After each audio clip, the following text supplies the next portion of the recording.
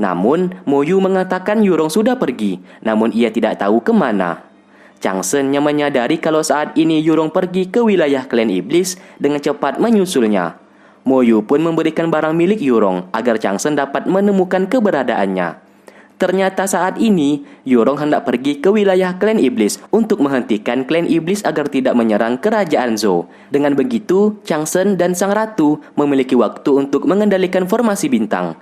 Di tengah perjalanan, ia bertemu dengan rombongan yang hendak pergi ke kota, karena saat ini klan iblis sedang merayakan pesta pernikahan anak mereka. Mendengarkan hal itu, Yurong pun berpura-pura juga hendak pergi ke sana. Namun sesaat, Yurong menjadi terkejut. Ternyata yang hendak menikah adalah Nanke dan Kuisan.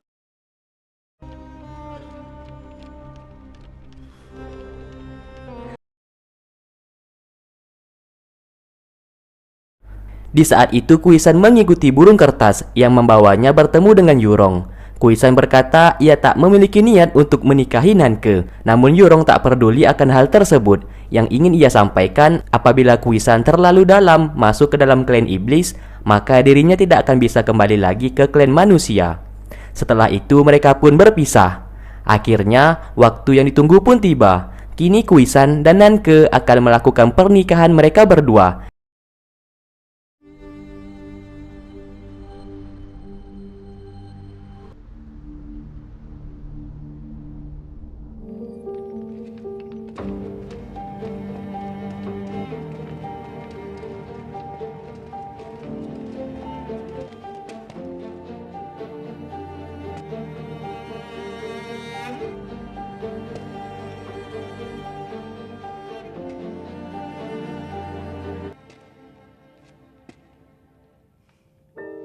Dari atas terlihat Yurong sedang menyamar dan bersiap membunuh Nanke. Lalu tak lama kemudian, Yurong pun turun ke bawah dan berhasil melukai Nanke. Namun ia harus berhadapan dengan beberapa pasukan di sana yang membuat ia pun kewalahan menghadapi mereka.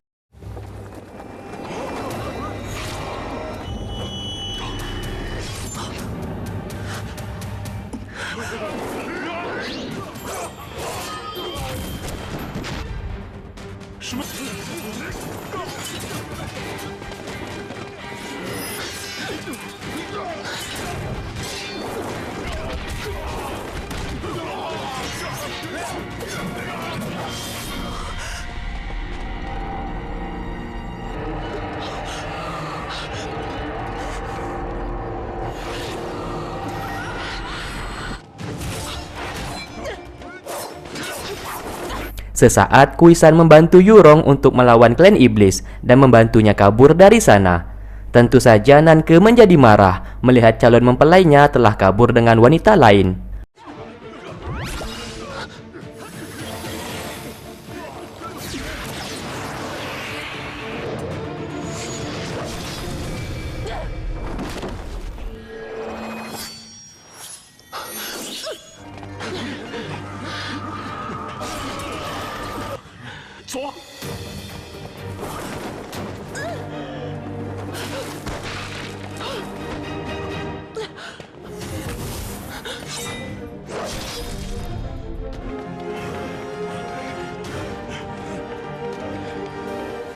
Kuisan pun membawanya bersembunyi di suatu tempat.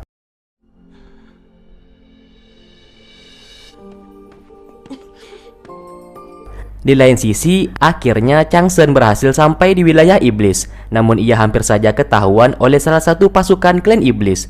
Untung saja ia berhasil mengalahkannya dan mengambil jubah tersebut.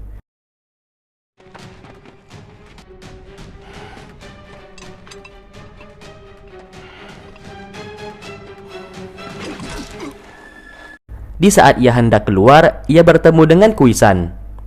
Kuisan yang tahu kalau itu bukan pasukan dari klan iblis langsung menyerangnya. Changsen pun membuka topeng itu dan bertanya keberadaan Yurong saat ini. Kuisan lalu membawa Changsen menemui Yurong dan mereka bertiga sepakat untuk kabur dari sana. Namun di tengah perjalanan, mereka sudah dikepung oleh Nanke. Kuisan menyuruh Changsen untuk membawa Yurong pergi dari sana, sedangkan ia akan menghadapi Nanke.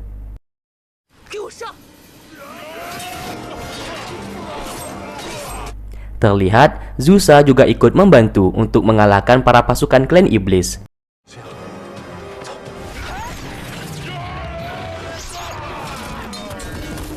Di sini Nanke sudah muak dengan Kuisan yang selalu berharap Yurong untuk mencintainya dan tidak pernah sedikit pun mengerti perasaannya. Kuisan berjanji akan mencintai Nanke asalkan Yurong dibiarkan pergi dari wilayah iblis. Karena kesal, tiba-tiba Nanke menusuknya dan menyuruh Kuisan untuk pergi dari sana.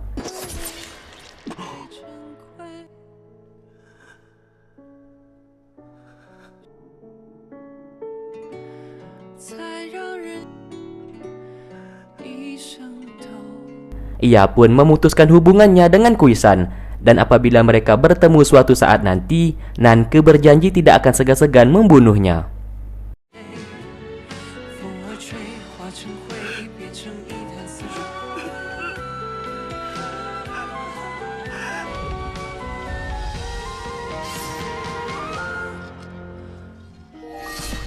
Singkat cerita, Nanke akhirnya memimpin pasukan klan iblis untuk menyerang klan manusia.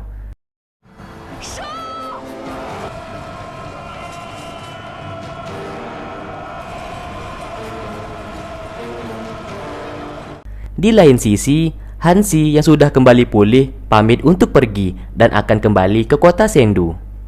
Kini, Moyu akhirnya mengakui kalau ia mencintainya. Ia suka kepada Tang karena sifat dan tingkah konyolnya. Saat ini, Tang hendak pergi berperang untuk melawan klan iblis. Moyu mau ia harus bisa kembali dengan selamat agar Tang bisa menikahinya. Singkatnya, Tang dan Sun Yuan berpamitan dan hendak pergi untuk berperang. Changsen mengatakan untuk berhati-hati kepada klan iblis dan memaksa mereka harus kembali dengan selamat. Pertempuran pun akhirnya terjadi antara klan iblis dengan klan manusia.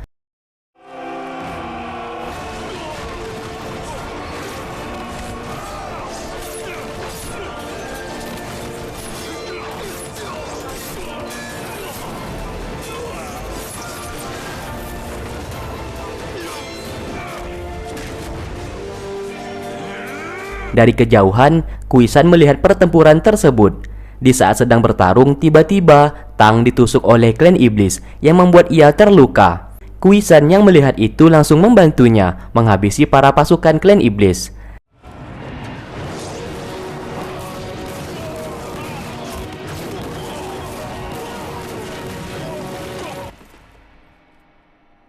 Setelah itu, Kuisan tidak menampakkan diri, yang membuat Sun Yan bingung siapa orang yang telah membantunya tadi.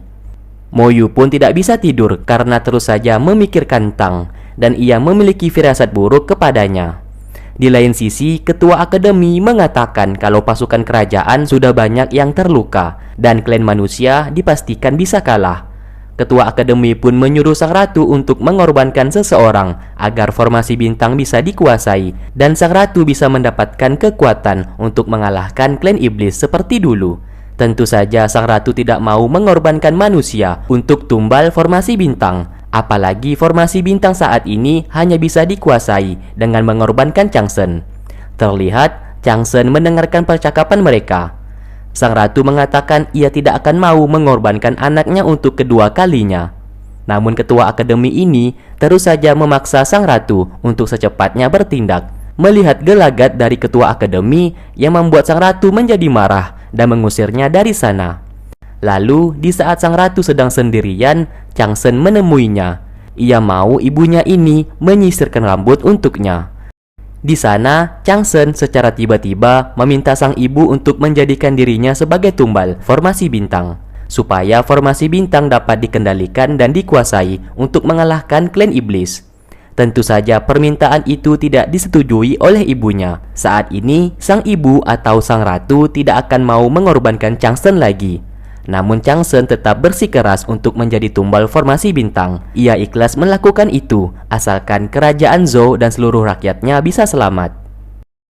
Changsen lalu berlutut kepada ibunya untuk mengizinkan dirinya menjadi tumbal formasi bintang, supaya semua rakyat bisa selamat. Ia mengatakan untuk apa ia hidup. Toh, hidupnya cuma sampai di umur 20 tahun saja. Daripada ia mati sia-sia, lebih baik mati untuk rakyatnya di kerajaan Zhou. Sang ibu pun tak kuasa menahan rasa tangisnya. Setelah itu, di saat ia hendak pergi, Bailu mencoba menahannya karena ia tahu gurunya ini akan mengorbankan diri untuk formasi bintang. Segala upaya ia coba untuk menahan Changsen, Namun, Changsen tetap pergi dari sana. Kijian pun menahannya di saat Bailu hendak mengejar Changsen. Saat di luar, ia bertemu dengan Yurong. Saat ini Yurong tak akan membiarkannya untuk menjadi tumbal formasi bintang karena ia tak mau Changsen meninggal. Karena Changsen masih bersikeras, akhirnya mereka sepakat untuk saling bertarung dan yang kalah harus menuruti perintah yang menang. Pertarungan pun terjadi di antara mereka, namun Changsen dengan mudah membuat Yurong menjadi pingsan.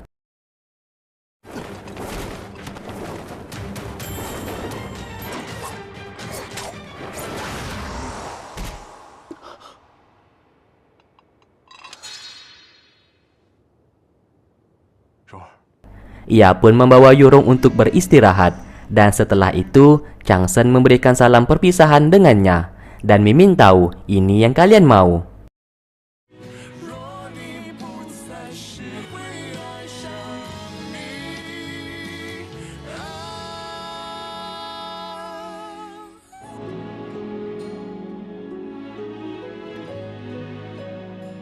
Di lain sisi, Bailu sedang menulis sebuah surat yang dimana tulisan itu kenangan dirinya bersama Changsen, dan ia tempelkan satu persatu kertas kenangan itu di papan mading supaya suatu saat nanti apabila ia sudah menjadi dewi, Changsen tetap mengingatnya.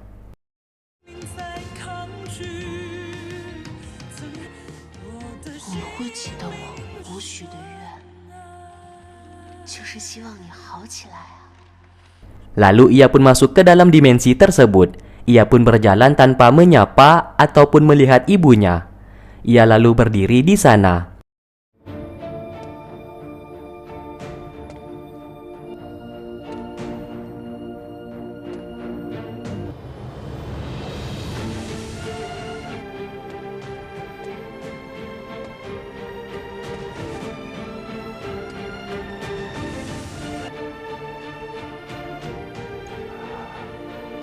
Sang ibu tak kuasa menahan rasa tangisnya, dan pada akhirnya Changsen lalu mengorbankan diri menjadi tumbal untuk formasi bintang. Namun yang namanya ibu tentu saja tak rela melihat anaknya meninggal. Ia pun langsung menarik Changsen dari sana. Namun Changsen melepaskan tangan ibunya sendiri, yang membuat sang ibu terpental dan pingsan.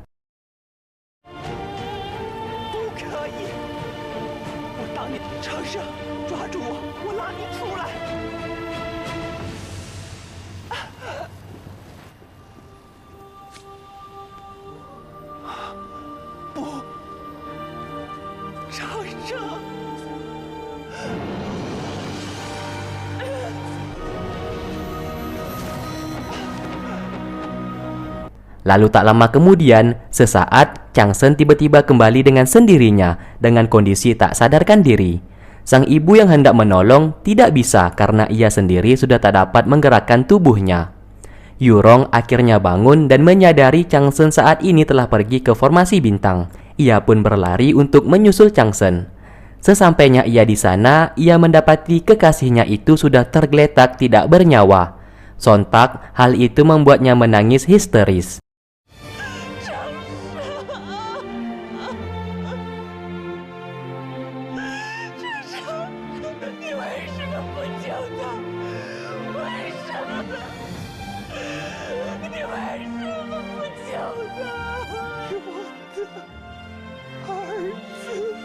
Di luar, Bailu juga ingin menyusul Changsen. Namun sesaat, tubuhnya seperti akan menghilang dan langkah kakinya juga begitu berat. Namun sesaat, dirinya tidak jadi menghilang. Namun anehnya di sini, ia seketika tidak bersedih lagi. Ia pun masuk ke dalam dan melihat sang ratu yang sedang terluka. Sang ratu mengatakan kalau Changsen sudah meninggal. Reaksi Bailu mendengarkan hal itu hanya biasa-biasa saja. Ia pun memberikan hormat kepada gurunya. Faktanya di sini, Bailu sudah lupa kenangan dirinya yang mencintai Changsen. Ia masih ingat dengan orang-orang di sekitarnya, namun cintanya kepada Changsen sudah hilang. Karena itu merupakan konsekuensi yang harus ia jalani karena telah menjadi seorang dewi. Singkatnya, semua orang menangis karena ditinggal oleh Changsen, namun hanya Bailu yang tidak menangis. Tang dan Sun Yuan yang telah pulang dari berperang langsung melihat Changsen yang sudah terbujur kaku di sana. Mereka pun langsung menangis histeris.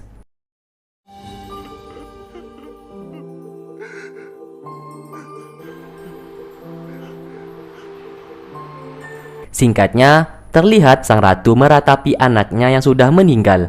Ia mengatakan kalau saja nyawanya bisa ditukar, ia mau dirinya saja yang meninggal, bukan Changsen. Sang ratu pun masih belum ikhlas kalau Changsen meninggalkan dirinya. Karena Changsen satu-satunya anak sekaligus keluarga yang ia miliki saat ini. Yurong yang berada di sana mengatakan ia akan selalu menjaga kerajaan Zhou dan tidak akan membiarkan Changsen mati sia-sia. Di luar, Kuisan melihat mereka berdua, namun ia masih saja kesal karena meskipun Changsen telah meninggal, Yurong masih mencintai Changsen, bukan dirinya. Di lain tempat, Bailu yang sudah kembali ke kota Baidi, kerajaan klan binatang, ia mendapati kertas banyak sekali di kamarnya. Ia pun merasa aneh, kenapa banyak kertas di kamarnya? Sun Yuan yang datang ke sana mengatakan kalau Bailu sendirilah yang menempelkan kertas itu, dan isi kertas itu merupakan kenangan Bailu saat bersama Changsen. Namun tetap saja Bailu menganggap Changsen hanyalah gurunya saja, tidak lebih. Ia pun menyuruh Sun Yuan untuk membersihkan dan membereskan kertas-kertas itu untuk dibuang. Namun di sini Sun Yuan tidak mau membuang kertas itu. Ia pun menyimpannya di dalam sebuah kotak.